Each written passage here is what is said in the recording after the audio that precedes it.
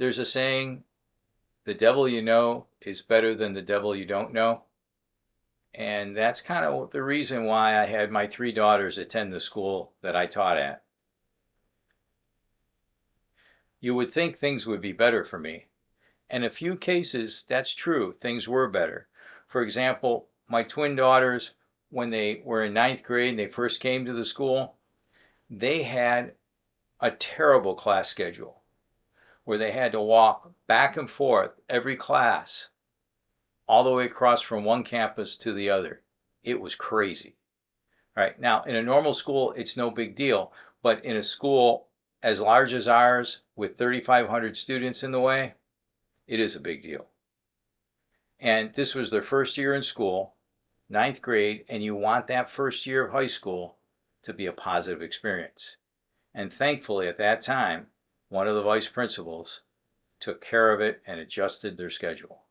And I'm very grateful still for that occurrence, because that, having a good experience the first year, really set them up for success.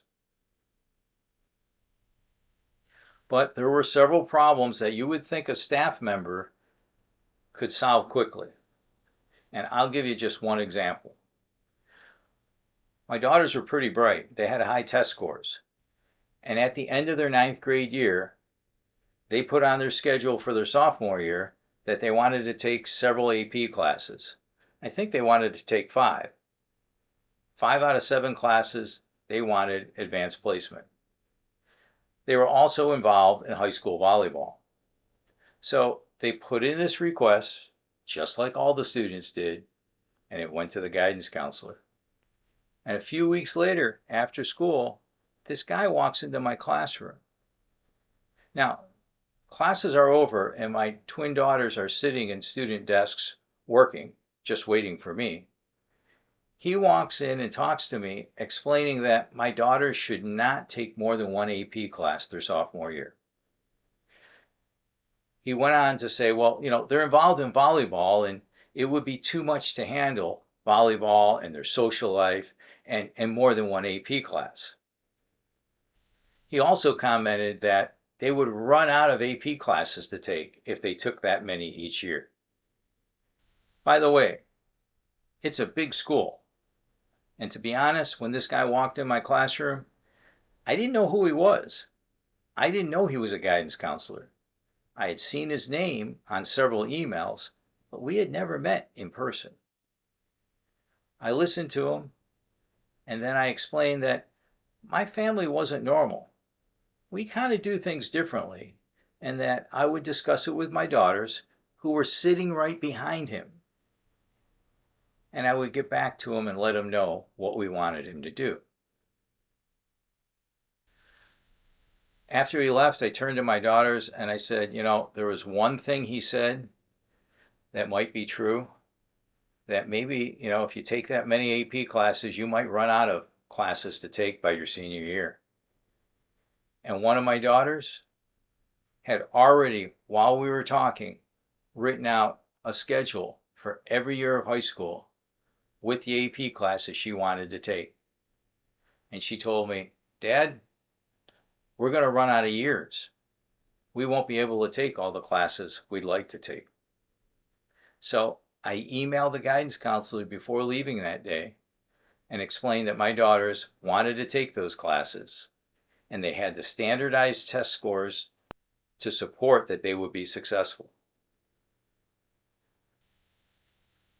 In a return email, he said to me, no, he would not put them in 5 AP classes.